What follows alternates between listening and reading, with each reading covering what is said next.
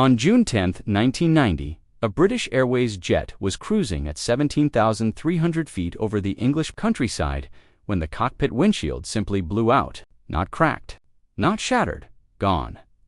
The captain, a man named Tim Lancaster, was sucked halfway out of the plane, his legs trapped by a flight attendant who grabbed him with bare hands. The co-pilot flew the plane with one arm while crew members dangled their captain out the window at 500 miles per hour for 22 minutes before landing safely in Southampton. The official investigation later found the cause.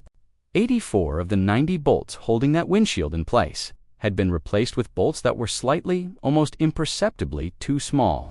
Not wrong material, not the wrong type, just fractionally undersized. That was all it took.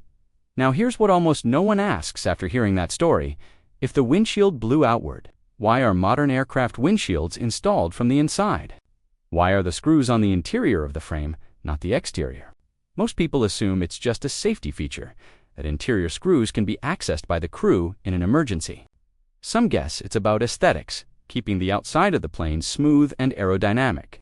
Both of those answers sound reasonable. Neither of them is the real reason. The real answer involves a principle of physics so elegant, so counterintuitive, that once you understand it, you will never look at an airplane window the same way. And by the end of this video, you'll understand why the very air pressure trying to destroy the plane is also the force holding it.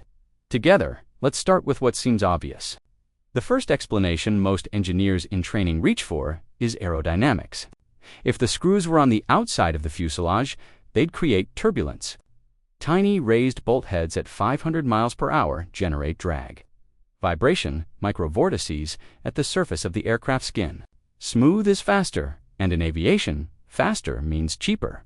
So the screws go inside. Problem solved, except no. That explanation is real. Surface smoothness does matter in aviation, but it's not why the windshield is mounted the way it is. The outer surface of the fuselage already has thousands of rivets, sensor ports, antennas, and seams running along it. A few countersunk screw heads would barely register. If aerodynamics were the primary driver, there are far simpler solutions. This explanation accounts for maybe 10% of the engineering decision and nothing more. The second explanation sounds more sophisticated. Interior-mounted screws, the thinking goes, allow for easier maintenance. Ground crews can access the windshield from inside the cockpit without scaffolding, without climbing the nose of the aircraft, without specialized exterior access equipment. It reduces maintenance time. It reduces cost. It makes the windshield faster to replace between flights. That's also true. And it's also not the reason. Maintenance convenience is a genuine benefit, but it emerged as a consequence of the design. Engineers didn't decide where to put the screws and then discover they were easy to access. The access was a happy byproduct. The decision came from somewhere else entirely. There's a third explanation, and this one gets closest to the truth without quite arriving. Windshields need to be replaceable in flight emergencies, some argue. If a crack appears, the crew needs to be able to swap the panel from inside the cockpit. Interior screws make that theoretically possible. But here's the problem. No commercial aircraft windshield has ever been replaced mid-flight. The aerodynamic forces, the pressure differential, the sheer physics of opening a fuselage opening at altitude, it's not feasible. The in-flight access theory collapses under its own logic. So what's actually going on? Here's the core question you need to sit with. What is the most dangerous threat to an airplane windshield at cruising altitude? Your instinct might say, impact, a bird strike, hail, debris. And those are real concerns. Aircraft windshields are built to withstand 4-pound bird strikes at 360 knots. But impact is a sporadic, unpredictable threat. The constant, relentless, never-stopping threat is pressure. Specifically, the difference in pressure between inside the cabin and outside the aircraft. At 35,000 feet, the air outside is so thin that if you opened a door, you would lose consciousness in about 15 seconds. The air pressure out there is roughly 3.5 COI pounds per square inch. Inside the cabin, the air is kept pressurized to simulate roughly 8,000 feet of altitude, around 10.9 COI. That difference, about 7 to 8 psi, sounds small until you calculate what it means across the surface area of a cockpit windshield, a typical commercial aircraft windshield panel is roughly 2 to 3 square feet. Convert that to square inches, about 300 square inches, and multiply by 8 psi. You get approximately 2,400 pounds of outward force on a single windshield panel every second of every flight. The windshield is being pushed outward, away from the plane, with a force equivalent to a full-grown rhinoceros pressing its entire weight against the glass. Is where the screw placement stops being a design preference and becomes a physics solution. When screws hold a panel from the outside, the screws are in tension. They are being pulled, stretched by the outward force of the pressurized cabin. Every time the aircraft pressurizes and depressurizes, every single flight cycle, those screws stretch slightly and then relax. Over hundreds, then thousands of cycles, that repeated stretching creates microscopic fatigue in the metal. The bolts weaken, not dramatically, not visibly, microscopically. And then one day, like the British Airways flight in 1990, enough of them have been replaced with bolts just slightly too small, and a captain named Tim Lancaster is hanging out of his own cockpit at 500 miles per hour. But when the screws are on the inside, something fundamentally different happens. The cabin pressure that was trying to push the windshield out is now doing something else. It's pressing the windshield outward against the frame, and because the frame surrounds the windshield on the interior side, the pressure is essentially seating the windshield more firmly into its mount. The harder the cabin pushes, the tighter the windshield fits. The screws in this configuration are not in tension, they are in compression. And there is a deep, almost magical difference between the two. Compression is where materials are strongest. Concrete, stone, bone, they are all dramatically stronger in compression than tension. A bolt under compression is not being stretched and fatigued. It is being held firm, supported, stabilized. The more pressure builds, the more stable the joint becomes. You are using the enemy, the destructive pressure differential. As your ally, this principle has a name in engineering: pressure-assisted seating. And it is not unique to aircraft windshields.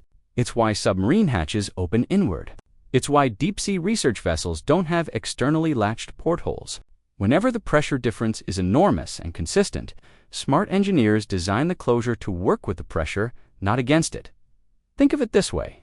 Imagine you're trying to hold a rubber stopper in the end of a pressurized pipe. You can tie the stopper on with rope. That's the external screw approach.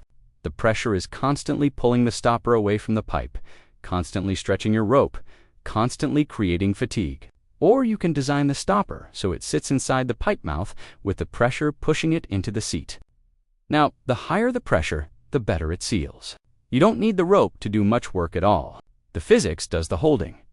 Aircraft windshields are designed exactly like that second stopper. The pressure inside the cabin is the mechanism of retention, and the screws are there to prevent the windshield from falling inward when the aircraft is unpressurized on the ground. Without the pressure, you need something to keep the windshield in place. With the pressure, the windshield is going nowhere. The screws are almost incidental at altitude. They matter most when the plane is parked. Now here's the next layer. Because this doesn't just apply to windshields, walk the length of a commercial aircraft fuselage, and you're looking at a tube designed around this same principle. The fuselage is not primarily held together against outward pressure by its rivets and fasteners. It's a pressurized cylinder, and cylinders under internal pressure are extraordinarily strong in that specific configuration. The skin of the aircraft, the frames, the stringers running along its length, they are all working together in tension and hoop stress, distributing the load so evenly that no single rivet is under catastrophic force. The rivets are the minimum necessary. Fasteners to prevent the skin from peeling back when the pressure isn't there, like during ground handling, taxiing, storms on the runway. The Aloha Airlines accident in 1988 illustrated this brutally. A section of fuselage roof peeled back like a sardine can on a Boeing 737 at 24,000 feet, killing a flight attendant. The cause was metal fatigue along rows of rivets, tiny cracks that had been spreading cycle by cycle, flight by flight, for years. The pressurized structure held as long as the material around the fasteners was intact. Once enough fatigue accumulated, the skin didn't just fail, it catastrophically unzipped. The pressure that had been safely contained found a path out and enlarged it instantly. This is why aircraft have mandatory retirement ages, flight cycle limits, and inspection intervals that are almost absurdly rigorous. It's not because aviation engineers are paranoid, it's because they understand that every pressurization is a load cycle, and load cycles are where metal keeps score. So what changes when you understand this? The first thing that shifts is your understanding of what safe means in aviation. Most passengers think of structural safety in terms of strength, thick metal, big bolts, robust welds. The mental image is of something that cannot be broken. But aviation engineering is not about brute strength. It's about load management, cycle counting, fatigue distribution, and designing so that failure, when it eventually comes slowly, predictably. And in a way humans can detect before catastrophe. The windshield screw placement is not a safety feature in the sense that it prevents the windshield from breaking. It is a safety feature because it removes the screw from the most vulnerable part of the load cycle. It transfers the work from a small, fatigue-prone fastener to the structural frame and the pressure itself. You've distributed the load more intelligently. That is what safety looks like in aerospace engineering, not more force. Better geometry. That the second implication hits closer to home. The British Airways incident happened not because someone designed the plane poorly, but because a maintenance engineer replaced 84 bolts with bolts 0.026 inches smaller in diameter, a fraction of a millimeter. The engineer had worked through the night. The bolts were similar enough in appearance that the error went undetected. The windshield was reinstalled at 2:28 in the morning. The flight departed Southampton at 7:20 a.m. If the windshield had been held by external screws in tension, the smaller bolts would have been tested to destruction by the first pressurization. Instead, because the installation was interior, the cabin pressure masked the problem initially. The windshield seated. It appeared secure. The undersized screws only revealed themselves when the cumulative load of a full pressurization cycle finally overcame their reduced shear strength, somewhere over Oxfordshire, at 17,000 feet. This is the counterintuitive edge of elegant design. A system so well engineered that it can tolerate small failures and still function right up until those small failures accumulate past the threshold. The same genius that makes interior-mounted windshields more reliable in normal conditions also means the consequences of a maintenance error can be delayed until they're catastrophic. Tim Lancaster survived. He was found to have frostbite, fractures, bruising, and soft tissue damage, but he was alive.